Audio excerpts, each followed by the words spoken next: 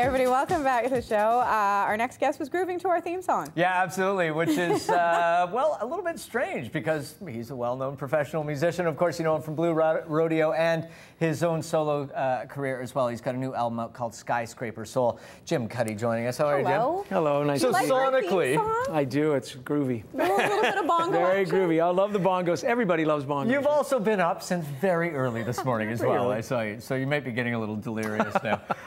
Tell us about, this is a little bit different from your last couple of albums, Skyscraper Soul, and you can hear it right away in the album. Yeah, well, you know, it started out, I did a song for my wife's short film, 22-minute dark comedy called Four Sisters, and I saw it and I said, Rena, you need a theme for the end. You need a song. So I wrote this song, Water's Running High, about a mother that can't look after her babies anymore. Because her film's about four sisters, mothers just died upstairs. Yeah. And they're very callously splitting up her stuff. Oh, terrible. Including Putting her pharmaceuticals. Notes on No, it's really, it's nasty, but it's funny. So so I did it, and I did it with a trumpet, because I wanted it to be bluesy for her. And when I heard the results, I thought, that's the template for my record. And that spawned this record for you. Yeah, pretty much. And I just sort of followed. The trumpet really was a good guide. So, because it does change the sound of things. And I knew I was going to write Skyscraper Soul. I mean, I'd written it, so I knew that it was going to be about the city a little bit more than rural stuff that I've always been known for. When I hear Jim Cuddy, Blue Rodeo, and think of you, I don't think of a Wedding Watcher, a royal. Oh yeah, that song. And you don't? I've heard of the song. Everyone watched the wedding. Yeah. Tell us about this song and why you were moved by the royal wedding. Well, you know, part of it comes from the King's Speech. That it's a pretty inspiring film just about George VI and how noble he was. You know, he didn't think he was going to be in that position to have to lead his nation into war, and his brother, you know, pulled the shoes off for love. Yes, right. Yeah.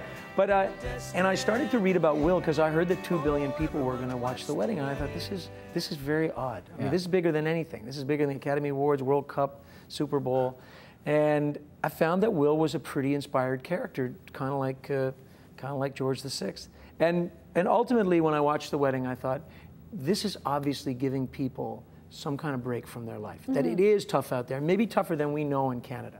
We're a little bit shielded from the recession. But when we were in England a year ago, it is really rough out there. Yeah. And so something about that and this noble character at the heart of it and that beautiful Kate Middleton is giving people a little lift for that weekend. Yeah. And they're back to their lives Monday. And bringing them together. Yeah. And just that story of trying to find your place, you know, within, I mean, everybody's sort of trying to figure out how they fit into things. And of course, it obviously didn't work that well because, you know, 2 months later they were burning down Tottenham. But I think it, you know, in the same way that it highlighted what is great and glorious about the realm, it also highlighted what is horrible. I just love the whole idea of it as well, because when people think of soul, when they think of inspiration, often, you know, you're thinking outside of the cityscape, outside of, you know, that downtown core, and that idea of a city doesn't feel like, but it does. It has such a feel and a vibe and a soul. Yeah, I think that people understand that what happens in a city is that it is the very act of people living together that creates all these opportunities for kindness, for coldness, for all these things. And it really is that what you find in the cracks in the pavement that creates your love of the city. Yeah. What makes you continue to do the solo work? What drives you? Because you are a very busy man musically with Blue Rodeo, yet you still take the time on your time off to do exactly what we're doing right now. What makes you keep doing it? Just to get away from them. No, just thank God no one will see this. I really like, you know what, I think that, you know, beyond my family, the greatest accomplishment is writing songs. And that's what I feel the best about.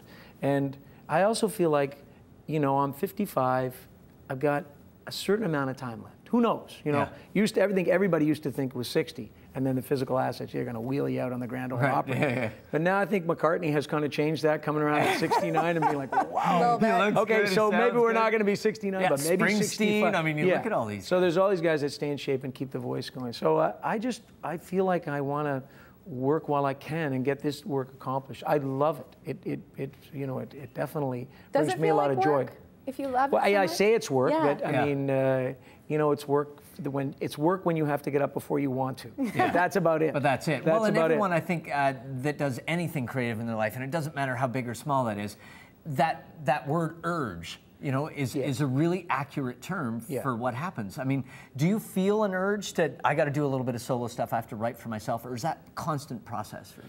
You know, it's not constant process because for the longest time I'm very happy and very, very absorbed by what goes on in Blue Rodeo. Yeah, just to so play, I have to think like I knew a year ago that by the end of the summer, the men in Blue Rodeo were going to be done. They were not going to want to work anymore. And I thought, okay, that is an opportunity for me if I want to do it. I kind of had to talk myself into it at that point. Yeah, because I think, do you really want to do this? And you just say you're going to do it. Yeah. You know, it's kind of like you just go, yeah, I'm making a solo record. Is it hard to switch gears, writing gears at least, to get back into the Blue Rodeo stuff, or is it just a completely natural thing at this point? I think that it's not that different. It's the way it all ends up that's different. But I do this, it's the same process. I go to the studio, I lock the doors, I fool around with my stuff for 3 or 4 hours, and hopefully I come up with some songs. It's the same way. I mean, I take that sounds like the greatest job in the world. Yeah, that's right. Ooh, boy, 1 o'clock, I'm beat. That's right. And it's, you know, maybe the difference is that when I'm doing it for Blue Rodeo, I can hear what they're going to contribute in my head, and I know I'm writing it with Greg in mind, and I'm trying to wonder what he's doing. And with my own stuff, I don't think about that at all. I just follow. That's an amazing exercise as well, though, to take other people into consideration in the creative process as you're doing it, and that really is exercising a different kind of your brain. You know, well, I also know the pain of the rejection, of the Blue Rodeo rejection. So you got to be careful. What is that like? Talk to you guys about the Blue Rodeo rejection. It's cold. They don't ever say they don't like something because they're very supportive at some level, but we say, so should we do that one again? They say, yeah, we're good. We're good. We're good. Just a little passive aggressive. I think I got that. And do you hand them your solo stuff before anyone else has listened to it? Do you have someone? The Blue Rodeo guys? Yeah. Do they hear it? No. No. You know, it's completely. First of all, I never overlap. I never write solo stuff when I'm out with Blue Rodeo. Yeah. When we're done, I'll go into the studio and write. So I don't want to have there be a sort of the sense of conflict. So who do you do it with? Just a producer and well, the people that I mean, you know, like guys, I've pretty much surrounded myself with a constant band, and my band too. Yeah. So Colin Cripps, Chris Schrienendijk are the 2 people that I make the records with and have made. And who did you bring in for the horns?